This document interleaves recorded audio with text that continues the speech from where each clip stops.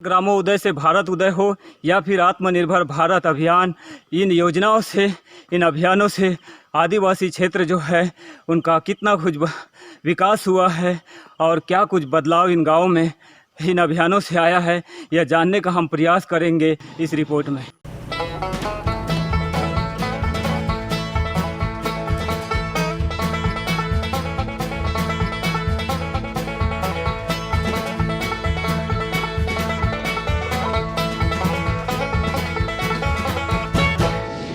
तो देवर वैली से लगभग 7 किलोमीटर का रास्ता तय करने के बाद आखिरकार हम हर्राडीही से केराडीही पहुंच चुके हैं। यहां पे कुछ बच्चे इस समय मनोरंजन कर रहे हैं, यानी कि कुछ ग्रामीण क्षेत्र का जो खेल है वो खेल रहे हैं। आइए इनसे भी हम जानने का प्रयास करते हैं कि आखिरकार ये कौन सा खेल है जिसको बड़े रुचि के साथ में वो यहाँ पर खेल रहे हैं। कौन सा खेल है जिसको खेल रहे हो तुम? अट्टा चोट। अट्टा चोट। कैसे खेलते हैं इसको? डब्बा बनाकर। डब्बा बना। क्या होता है इसमें? कितने खिलाड़ी खेलते हैं इस गेम को? इसमें बहुत आदमी। फिर भी कितने लोग खेल सकते हैं? इसमें 10-20। अच्छा, फिर इसमें क्या होता है, कैसे, क्या मतलब पक्ष विपक्ष भी होता है क्या? नहीं मालूम उतना। यहाँ खेलते हैं, हाँ, उधर मारते मारते लेगते हैं, फिर एक गोल में नानते हैं रेगाते। जो हारता है वो क्या करता है? वही उसी को तो नानते हैं रेगाते। नानते हैं? नानते हैं मतलब लंगड़ी कूद कर आते हैं क्या? हाँ वैसी। अच्छा अच्छा। लांजी विधानसभा क्षेत्र के अंतर्गत आने वाले देवर वैली को नक्सल प्रभावित ग्राम पंचायत का दर्जा आज़ादी के बाद से ही मिला हुआ है। इस पंचायत के अंतर्गत करीब दर्जन भर गाँव आते हैं। इनमें से 3 गाँव ऐसे हैं जहां पहुंचना किसी के लिए भी आसान नहीं है, चाहे जनप्रतिनिधि हो या फिर प्रशासनिक अधिकारी। सबको यहां पहुंचने से पहले अपनी खैरियत के बारे में सोचना जरूरी हो जाता है, क्योंकि यहाँ का रास्ता न केवल पहाड़ियों से घिरा हुआ है बल्कि संवेदनशील भी है। ऊपर से सड़क के हाल बेहाल बने हुए हैं। देवर वैली से हर्राडीही तक तो पक्की सड़क का मार्ग है, लेकिन इसके बाद ऐसा प्रतीत होता है मानो विकास रास्ता भूल ही गया है या फिर शासन प्रशासन ने जानबूझकर इसके विकास का रास्ता रोक दिया है। ऐसा इसलिए भी कहा जा सकता है क्योंकि बीते 1 दशक से इन गाँव के विकास को लेकर कई योजनाएं शासन प्रशासन ने बनाई है, लेकिन आज भी इन गाँव को पक्के सड़क से नहीं जोड़ा जा सका।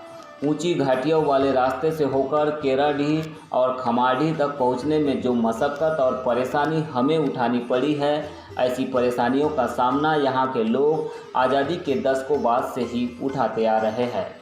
यहाँ पहुँचते ही हमने गाँव के बच्चों से चर्चा की और जानना चाहा उनके भी मन की बात। शहर कभी गए हो क्या आप? शहर नहीं गया हूँ। कभी नहीं गए हो? कौन सी क्लास में पढ़ते हो आप? 9 पढ़ता था, छोड़ दिया। छोड़ दिए? शहर में कभी गए ही नहीं क्या? बचपन में ले गए थे। अच्छा, तो क्यों नहीं जाते शहर? क्यों जाना पसंद नहीं करते? कहाँ से बाजार कहाँ का करते हो आप लोग? बाजार देवर वैली है। अच्छा, बेलगांव बाजार लगता है वहाँ पे। हाँ। तो ये जो घाटी वाला मार्ग है, इतनी घाटी चढ़ के जाना पड़ता है, तो कितनी परेशानी होती है आप लोगों को जाने में? बहुत होता है। काय से जाते हो आप लोग? पैदल, साइकिल से। साइकिल से भी जाते हो? हाँ। तो घाटी के ऊपर साइकिल कैसे चढ़ जाती है? गाड़ी नहीं चढ़ पाती वहाँ तो? ढकेलते हैं ना। ढकेलते हैं।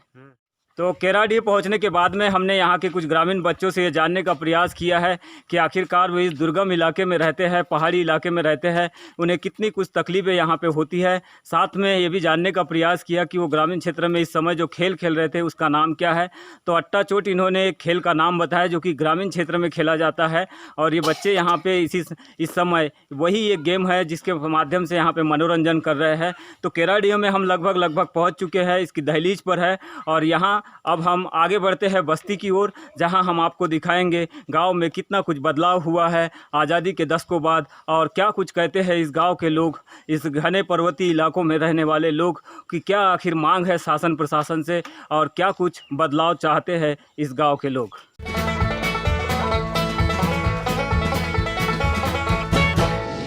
केराडीही और खमाडीही में कितना परिवर्तन हुआ है आज़ादी के बाद में इस गांव में? सर आज़ादी तो बोलते हैं सर, लेकिन अपन तो ये आज़ादी अगर है, आज़ादी हो सही में अगर है तो कुछ अपने को विकास मिल पाता सर। अब इतने साल हो गए आज़ादी हुए तो हमारे यहाँ बाल बच्चों का भविष्य अंधकार में डूब रहा है सर। हमारी हक जो है पढ़ाई की जो लेवल अपन नहीं पहुँच पाते ना, हमारे यहाँ स्कूल है ही नहीं सर, तो हम बच्चों को कहाँ पढ़ाएं सर। हम शिक्षा से पूरी तरह से हमारे बच्चे पूरे वंचित है सर। हमारे यहाँ पे अभी रोड नहीं है सर। सबसे ज़्यादा तकलीफ यह है कि किसी को अचानक अगर तकलीफ तो बीमार हो गया सर, या जी, जी। डिलीवरी पेट के समय आ गया, तो हम उतना दूर हम ले जा नहीं पाते सर कि बीमारी वाले लोगों को। तो सर उस टाइम में अपने को बहुत दिक्कत जाती है सर। हमारे यहाँ आवागमन का साधन नहीं है, एक तो बिजली नहीं है सर। सबसे मुख्य धारा तो ये है कि सर हमारे यहाँ बिजली नहीं है और रोड की सुविधा नहीं है और स्कूल नहीं है सर। सबसे बड़ी समस्या है सर हमारे यहाँ। केराडीह से कुछ ही दूरी पर खमारडी गांव है, जो कि राजनांदगांव जिले के सिंजोरा गांव से लगा हुआ है। इन गांवों के बीच एक टांडा नदी आड़े आती है, जहां आज तक पुल निर्माण तो दूर, सड़क भी नहीं बन पाई है। यहां के लोगों को यदि हाट बाजार करना हो या फिर कोई खरीदारी, तो छत्तीसगढ़ के करीबी गांवों में ही जाना पड़ता है, जहां उन्हें बिजली, पानी और सड़क जैसी सुविधाएं बखूबी दिखाई देती है। लेकिन यहाँ लौटते ही उनका जीवन फिर गुमनामी में खो जाता है। यहाँ उनके सामने सड़क तो दूर, बिजली और शिक्षा जैसी मूलभूत सुविधाएं भी मैसर नहीं है। क्या नाम है? रामचंद्र। रामचंद, मुझे ये बताओ, स्कूल गए हो कभी? नहीं, कौन से पढ़े च नहीं हो क्या? बिल्कुल पढ़े नहीं, क्यों नहीं पढ़े? स्कूल नहीं था। अच्छा, स्कूल नहीं था। और आपका नाम क्या है? फागू। फागू। आप गए हो स्कूल कभी? आंगनवाड़ी गए हो? नहीं। आंगनवाड़ी भी नहीं है यहाँ पे?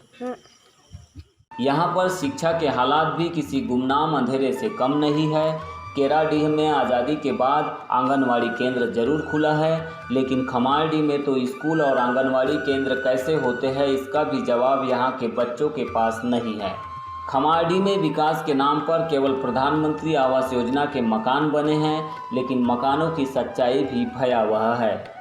जिन ठेकेदारों को मकान निर्माण का जिम्मा मिला, उन्होंने न केवल इसमें भ्रष्टाचार किया, बल्कि अधूरा छोड़ दिया है।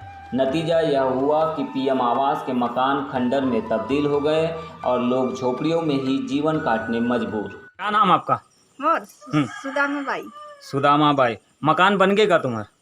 मकान नहीं बनी, हम पैसा खा ले ठेकेदार वही कर दी। कौन ठेकेदार पैसा खा ले है? छत्तीसगढ़ के दे रहा। छत्तीसगढ़ के ला दे रहे। क्या नाम आपका? मेरा नाम कमल सिंह धुरे। कमल जी, मैं आपसे ये जानना चाहूँगा कि ये जो बॉर्डर के ऊपर में जो गांव है संजारी छत्तीसगढ़ का, अगर संजारी से हम तुलना करेंगे खमारडी की, तो संजारी में कितना परिवर्तन हुआ, आपके खमारडी में कितना परिवर्तन हुआ है? संजारी में तो बहुत परिवर्तन हो गया है सर। कैसे? संजारी में क्या है, वहाँ छत्तीसगढ़ पड़ता है, वहाँ पीएम आवास योजना बहुत सारे आए हैं। वहाँ पूरा लाइट की सुविधा हो चुकी है, पूरा स्कूल की सुविधा हो चुकी है। और अपन लांजी क्षेत्र का जो ग्रामीण क्षेत्र है ना जी, उसमें स्कूल की बहुत कमजोरी है। स्कूल यहाँ पे नहीं है। बच्चे कहाँ पढ़ते हैं बच्चे आपके? हमारे यहाँ केराडी खमारडी के बच्चे पढ़ने के लिए बहुत लंबा जाना पड़ता है। कितना किलोमीटर जाते हैं? कम से कम 15 किलोमीटर दूर जाना पड़ता है। कौन कौन से गांव में जाते हैं? अपन इधर देखे तो देवरबिली जाते हैं, इधर मछुरदा जाते हैं, और कहीं लांजी जाते हैं। ऐसे बहुत दूर दूर जाते हैं। कुछ इसी तरह का हाल बैगा बाहुल्य ग्राम संदुका में नजर आए। मकान बना है? बना नहीं है। अच्छा। कब पास हुआ था? कितने साल हो गए? 2 साल हो गए। 2 साल हो 2 साल हो गया, नहीं बना है? नहीं बना है। कहाँ रहते हो अभी फिर?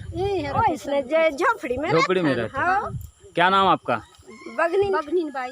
तो बगनीन बाई को आप सुन रहे थे, जो कि संदुका की निवासी। इनका भी कहना है कि 2 साल पहले इनका मकान स्वीकृत हुआ था और स्वीकृति के बाद में इनका मकान बनना था, लेकिन आज भी नहीं बना है। इस वजह से उन्हें झोपड़ी में ही निवास करना पड़ रहा है। तो ग्राम संदुका में इस समय हम मौजूद है। बगनीन बाई ने हमें बताया कि उनका मकान भी अधूरा पड़ा है। 2 साल हो गए स्वीकृत हुए, लेकिन उनका मकान पूर्ण नहीं बना है। ये उनके मकान की तस्वीरें आप देख रहे हैं, जिसकी छत को आप देख सकते हैं कि किस तरह से लापरवाही यहाँ पे ठेकेदार की ओर से बरती गई है। मकान बनाने के नाम पर जो मापदंड है मकान बनाने के, उनका पालन नहीं किया गया है। इसकी वजह से यह मकान बनने के पहले ही खंडर में तब्दील हो गया है। ये तमाम तस्वीरें आप देख रहे हैं ग्राम संदुका से, जहां पर प्रधानमंत्री आवास योजना के जो हाल है वो बेहाल है। आज भी लोगों को झोपड़ी में रहने को मजबूर होना पड़ रहा है, क्योंकि मकान बनाने के नाम पर पैसे स्वीकृत हो रहे हैं, मकान स्वीकृत हो रहा है, लेकिन ठेकेदार और सरपंच और अधिकारी मिलकर इन योजनाओं को पलीता लगा रहे हैं। इन योजनाओं में जमकर भ्रष्टाचार कर रहे हैं, जिसका यह परिणाम है कि लोगों को आज भी इन आदिवासी क्षेत्रों में निवासरत लोगों को पक्के मकानों में रहने की सुविधा नहीं मिल पाई है। उन्हें आज भी अपनी झोपड़ियों में ही गुजारा करना पड़ रहा है। क्या नाम है आपका? भूर सिंह। भूर सिंह जी, बताएंगे आपका मकान बना? नहीं तो है सर। क्या स्थिति है मकान की? कोई समझ नहीं पड़ा, बनाओ नहीं क्या करना, पैसा तो निकाल रहा दे रहे। अच्छा, हाँ। तो रहते हो यहाँ पे? ना का हो रहा है, तो चूत है पूरा। छत नहीं बनी है क्या? नहीं बने है, चूत है, ढलाई नहीं हुई है। ढलाई नहीं हुई है? कितने साल हो गए? 3 साल हो गए। 3 साल हो गए। 2 साल आज 3 होता है असले। तो भूर सिंह बैगा को सुन रहे थे, जिनके मकान का भी हाल बेहाल है। उनके मकान को 3 साल हो गए हैं, लगभग 2 से 3 साल उन्होंने बताया है। मकान की छत नहीं ढली है, पैसा निकल चुका है, यानी कि उनका मकान पूरी तरह से बनाया नहीं गया है। इसकी वजह से झोपड़ी में ही निवास करना पड़ रहा है। आज भी उनका मकान जो है, आप तस्वीरों में देख सकते हैं, यहाँ पहुँचना काफ़ी मुश्किल है। इस वजह से हम आपको काफ़ी दूर से तस्वीरें दिखा रहे हैं। तो ये मकान की तस्वीर है, जिसमें आप देख सकते हैं मकान के हालात। सामने में जो पोर्च है, सामने में जो छप्पर है, बरामदा है, उसकी ढलाई हुई है, लेकिन जो पीछे में 2 कमरे हैं उनकी ढलाई नहीं हुई है। इस वजह से इस मकान में रहना ना केवल मुश्किल है, बल्कि खतरे से खाली नहीं है। इस वजह से मकान भी खंडर में तब्दील हो गया है। कप्तान सिंह, ये बताएंगे कि आपके गांव में बिजली पहुंची है अभी? नहीं हो है, फिर लाइटिंग है ना साहब। कितने साल हो गए? वो 5 साल हो गई। बिजली आता है, बिजली बिल आता है? हो। लेकिन बिजली नहीं आती? नहीं। क्यों, ऐसा क्यों? अब क्या करेंगे, अब तब हम रहे रहते ना, कैसे करबो। तो फिर बच्चे लोग पढ़ाई काय में करते हैं? रात के समय में पढ़ाई करते हैं? पढ़ाई कर रहे हैं, काम पढ़ाई कर रही हैं। स्कूल भी छोड़ दिए बच्चों ने? हाँ, छोड़ दे हैं। कितने बच्चों ने स्कूल छोड़ दिए? अब बहुत गाँव भर के लेकर छोड़ दे हैं अभी। कंकर लाल प्रकाम। कंकर, बताओ हमें, इस गांव में बिजली और जो स्वास्थ्य सुविधा है और आवास योजना के क्या कैसे हालात है? सर, यहाँ तो बिजली की सुविधा पोल गड़ाया है, लेकिन बिजली नहीं आती यहाँ पे। और मकान अधूरा है, पूरे मकान। क्यों अधूरे है? कितने साल हो गए? सर, ये 4-5 साल हो रहे हैं सर अधूरे है तो। और बिजली को कितने साल हो गए? लगभग इसको भी हो रहे हैं सर वैसे। और पक्की सड़कें हैं गाँव में? नहीं सर। और स्कूल है सर। बच्चे जाते हैं स्कूल? हाँ। लॉकडाउन की वजह से भी बंद है। ऐसा सुनने में आया है कि कई बच्चों ने स्कूल छोड़ दी है बिजली समस्या की वजह से, पढ़ते भी नहीं। नहीं सर, वो रात में परेशानी होती है सर। रात में तो अंधारे के कारण कोई नहीं पढ़ पाते। संडुका में जरूर प्राथमिक शाला भवन है, यहाँ के बच्चे स्कूल भी जाते हैं, लेकिन लॉकडाउन के बाद बच्चों के पास सिवाय खेलने के अलावा कोई काम नहीं है।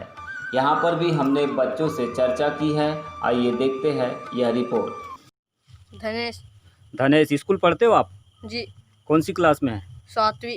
7वीं में। अभी क्या कर रहे हो? अभी ऐसे काम करते हैं। काम? कौन सा काम करते हो? कुछ नहीं, काम। खेल कूद कर रहे हो? आपका नाम क्या है? हिरण सिंह धुर्वे। धुर्वे, स्कूल जाते हो आप भी? जी।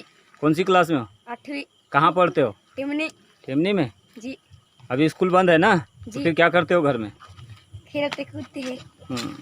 ग्राम पंचायत देवरबेली के अंतर्गत आने वाले आदिवासी वनांचल गांव में सरकारी योजनाओं की हालत तो हम आपको दिखा चुके हैं, लेकिन इन हालातों के लिए आखिरकार कौन है जिम्मेदार, ये जानने का हम प्रयास करेंगे। और इसी के तहत में हम पहुंचे हैं ग्राम पंचायत देवरबेली के सरपंच के घर पर। इस समय सरपंच हमारे साथ मौजूद है, इनसे हम जानने का प्रयास करेंगे कि आखिरकार ये जो योजनाओं की हकीकत इन गाँवों में बयां हो रही है, ग्राम पंचायत के अंतर्गत आने वाले आदिवासी गाँव में जो हकीकत बयां हो रही है, इसके पीछे की क्या सच्चाई है और किन कारणों से यह जो विकास कार्य इन गाँव में होना था वो पूरा नहीं हो पाया है, और क्या ऐसे कारण है जिसकी वजह से जो सरकार की तमाम योजनाएं हैं उनमें पलीता लग रहा है। वो ऐसा है कि प्रधानमंत्री आवास की जो अपन बात करें तो वहाँ पे क्या है, मटेरियल समय पर शिफ्टिंग नहीं हो पाता, और क्या है एक्चुअली क्या ईंटें वगैरह नहीं मिल पाते, और क्या है थोड़ा सा अगर उनको गाइडेंस भी करो तो क्या है जो ग्रामीण जो है तो वो अपने हिसाब से ठेकेदार चुन के रखते हैं, तो वो क्या ठेकेदारों के हिसाब से फिर वो क्या काम नहीं हो पाता उनका, इसके वजह से। और क्या मटेरियल की समस्या है अधिकांश की। क्यों इतना मतलब कठिन लगता है मटेरियल पहुंचाने में, वहाँ पे क्या कारण है? क्या है कि यहाँ पे जो आवागमन की रास्ता है जो निकल ठीक नहीं है, और क्या उनको उधर से भी छत्तीसगढ़ से भी लाना है तो उधर की भी जो आवागमन की रास्ता है वो भी ठीक नहीं है, जो समय पे इनका मटेरियल नहीं पहुंच पाती। लोगों ने शिकायतें की है कि वहाँ पे जो आवास योजनाओं में जो अनियमितताएं हुई है उसमें ठेकेदार खास करके बड़े पैमाने पर उन्होंने भ्रष्टाचार किया, इसके वजह से आवास पूरे नहीं बने हैं कई लोगों के। इसको लेकर क्या कुछ जानकारी है आपको? हाँ, जानकारी मिली अपने को कि वहाँ पे जो अपन गाइडेंस इस बार भी दिए थे और उसके पहले भी उनको कई बार अपने द्वारा बोला गया कि अगर बनवाना है तो क्या स्वयं अगर एकजुट होकर अगर पंचायत को ही सौंपते हैं तो अपन ये रहेंगे। तो पंचायत की ओर से नहीं बनाए गए थे क्या? नहीं, पंचायत की ओर से हैं, वो अपने ओर से दिए गए थे, लेकिन घर वालों के द्वारा क्या अपने अपने हिसाब से ठेकेदार चुना गया उनके द्वारा, उसके हिसाब से क्या वो ठेकेदारों को दिए। और क्या ठेकेदार अब बाहर के थे, अपने पास में लिखा पढ़ी भी नहीं करवाए। अगर लिखा पढ़ी करवाते तो कुछ तो भी अपन उनको डांट फटकार करके बोलते। वो छत्तीसगढ़ के ठेकेदार थे, जैसे बने वैसा दे दिए। उसके बाद में वो क्या है, पैसे लिया और चले गया। तो इसकी शिकायत नहीं की आप लोगों ने? शिकायत इसके द्वारा अपन किए थे सीओ सर के पास में। सीओ सर ने भी क्या आप आगे लोगों बढ़ाया। पर दबाव बनाया होगा ना जिला पंचायत की ओर से, क्यों कितने आवास इतने बने हैं उनमें क्यों इतनी लापरवाही बरती गई है? कुछ आप लोगों को भी तो जवाब दिया, प्रस्तुतिकरण मांगा होगा ना सीईओ ने? हाँ, दिए ना, अपन भी प्रस्तुतिकरण दिए। क्या है, अपने पास में जो मिश्रा सर थे सीओ सर आगामी में, तो उनके द्वारा क्या दबाव बनाया गया। एसडीएम सर थे अपने, उनके द्वारा भी बनाया गया। फिर भी क्या है, अब पैसे तो अब ले लिए थे ठेकेदारों ने, रिटर्न ही नहीं किए। अब कोई ठेकेदार लापता हो गया, कई लोग आ नहीं रहे हैं, ऐसा है। तो ऐसे ठेकेदारों पर कार्रवाई नहीं हो सकती है क्या? कोई प्रावधान नहीं कार्रवाई के? अपने तरफ से तो पूरी कार्रवाई करके दे दिए थे इधर से, हालांकि अब वो क्या कार्रवाई हुई नहीं हुई, अब क्या दोबारा अपन उनको पूछे तो अब जवाब ही नहीं दे पाए, ट्रांसफ़र हो गया उनका। कुछ लोगों का ये भी आरोप है कि सरपंच और ठेकेदारों की मिलीभगत थी। इस आरोपों से आप कितना इत्तेफाक रखते हैं? नहीं नहीं नहीं नहीं, कोई इत्तेफाक नहीं है इसमें। क्या अपन ठेकेदार से ना मिला हूँ, ना मेरे को किसी यानी हितग्राही ने बोला है कि ये मैंने ठेकेदार लाया हूँ। ये सारी यानी गलत है। बिजली के पोल तो लगे लेकिन बिजली नहीं पहुंच पाई है गाँव में ठीक से, अभी भी बिजली नहीं रहती, लेकिन बिल बकायदा पहुंच रहे हैं ग्रामीणों को। इसके पीछे क्या कारण है? जो पुल गड़ गए थे तो उसके पीछे यानी मैंने बात किया, लेटर भी लिखवाया, गांव वाले के द्वारा भी इनका बात रखा, कलेक्टर महोदय जो आए उनके द्वारा भी बात रखा मैंने। हालांकि उनके ऊपर कोई कार्रवाई नहीं हुई। कुछ दिन तक ये बनाते हैं, फिर उसके बाद में बंद हो जाती है, फिर जैसे कि तैसे पड़ी रहती है बिजली। अभी नरपी तरफ भी नहीं है बिजली, हालांकि अभी नल्लेजरी में चल रही है, तो उसमें भी गांव में किसी के तरफ नहीं, ज़्यादा ही वो लाइट हो जाती है, किसी की तरफ यानी पूरी बाकायदा यानी मिलाया जाए तो बाकायदा यानी घरों में यानी बिजली नहीं मिल पा रही है वहाँ तो पे। ये किसकी लापरवाही नजर आती है आपको? यहाँ पे मेरे को तो प्रशासन की लापरवाही नज़र आती है। जैसे कि अपन अगर बोला जाए तो कुछ दिन कर लेते हैं, फिर चुपचाप हो जाते हैं। अगर कलेक्टर साहब का दौरा है लांजी तरफ तो फिर कुछ दिन तक क्या 21वीं सदी में लांजी क्षेत्र के इन गांवों की तस्वीरें देखकर हर कोई सिहर उठेगा, लेकिन शासन प्रशासन को इसकी जरा भी चिंता नहीं है। इसका प्रमुख कारण जिला कलेक्टर दीपक आर्य की उदासीनता और प्रशासनिक अकर्मण्यता को भी हम मान सकते हैं। ऐसा इसलिए भी क्योंकि बीते एक सप्ताह से हमने इन मुद्दों पर चर्चा करने का भरसक प्रयास किया, लेकिन कलेक्टर साहब के पास इसकी भी फुर्सत नहीं मिली। कई फ़ोन कॉल करने पर भी वे फ़ोन नहीं उठा पाए और कार्यालय पहुंचने पर वे मिल नहीं पाए। जब दफ्तर में मिले तो हमें समय नहीं दे पाए। इसीलिए हमने इस मुद्दे पर आखिरकार नवागत जिला पंचायत सीईओ ईओ उमा माहेश्वरी से चर्चा की। उन्हें इन गाँवों की हकीकत से रूबरू कराया और इन गाँवों के बारे में उनका विचार भी जाना। आइए देखते हैं आखिर उन्होंने हमें क्या जवाब दिया। ये समस्या जो है अभी मेरे नॉलेज में आया है, तो अभी इस ग्राम पंचायत को मैंने नोट कर लिया है। तो यहाँ पे क्या प्रॉब्लम है मैं एग्जैक्टली जांच करके फिर इसमें जो भी कार्रवाई करना हो तत्काल करूँगी। प्रधानमंत्री आवास योजना के जितने मकान बने हैं खंडर में तब्दील हो चुके हैं और कई मकानों में अभी भी छत नहीं ढल पाई है। ये स्थिति, इतना भ्रष्टाचार इन क्षेत्रों में दिखाई दे रहा है। क्या कुछ कार्रवाई कर रहा है प्रशासन इस समय और क्या कुछ आगे आदेश जारी करेंगे आप? प्रधानमंत्री आवास में जो भी मकान आज की डेट में अपने पूरे ज़िले में 43,000 मकान पूर्ण हो चुके हैं। तो खास करके बरवेली पंचायत में जो भी शिकायत है इसके बारे में अलग से एक विस्तृत जांच करेंगे और जो भी वहाँ पे ऐसी शिकायतों हों तो उसकी तत्काल निराकरण करेंगे। मैडम इसमें एक सामने बात ये आई है कि यहाँ के जो सरपंच है उनका कहना है कि हमारे द्वारा सीईओ जिला पंचायत और जिला कलेक्टर जी को अवगत कराया गया है बार बार कि यहाँ पे बड़े पैमाने पर ठेकेदार के द्वारा लापरवाही बरती गई, जिसकी वजह से यहाँ पे जितने भी मकान बने इस पंचायत के अंतर्गत में एक भी कंप्लीट नहीं हो पाया है। तो इन शिकायतों पर प्रशासन ध्यान क्यों नहीं दे पा रहा है, क्यों जाँच नहीं कर पा रहा है? तो अभी हमारे नॉलेज में आया है, तो इसको लेकर हम तत्काल जांच करेंगे। तो लांजी क्षेत्र के अंतर्गत आने वाले खमारडीह में तमाम समस्याएं हैं। यहाँ पे सरकार की जो तमाम योजनाएं हैं, मूलभूत सुविधाओं का अभाव तो यहाँ पे बना हुआ है। चाहे शिक्षा की बात करें, चाहे सड़क की बात करें, या फिर बिजली व्यवस्था की, या फिर नल जल योजना की, आज तक इन गाँवों के लोगों को ये तो तमाम योजनाएँ हैं इनकी जानकारी नहीं है। आवास योजना के तहत में जो मकान बने हैं उनका भी बुरा हाल है। शौचालय योजना का हाल तो और भी बुरा है। लेकिन सबसे बड़ी समस्या इन गांव की अगर कोई है तो आज भी इस गांव का कोई आदिवासी जो बच्चा है उसने स्कूल कैसा होता है वो नहीं देखा है। तो 21वीं सदी में जहां सरकारें तमाम दावे करती है कि हम हायर एजुकेशन हो या फिर फर्स्ट स्टैंडर्ड का एजुकेशन हो, हम तमाम बच्चों को स्कूलों से जोड़ने का प्रयास कर रहे हैं, ये दावे सरकार की ओर से किए जाते हैं।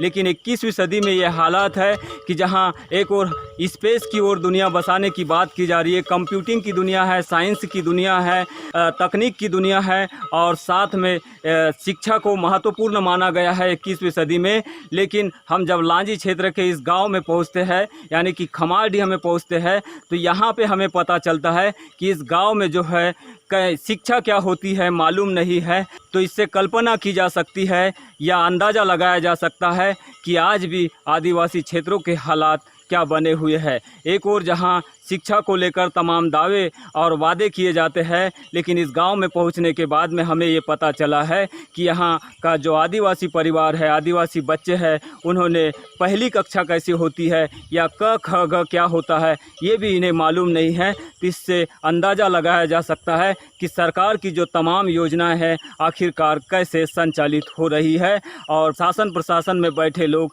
आखिरकार इन योजनाओं का कैसे क्रियान्वयन कर रहे हैं। बालाघाट न्यूज़ के लिए आप देख रहे थे सहयोगी रफ़ी अंसारी के साथ यमलेश वंजारी की ये खास रिपोर्ट।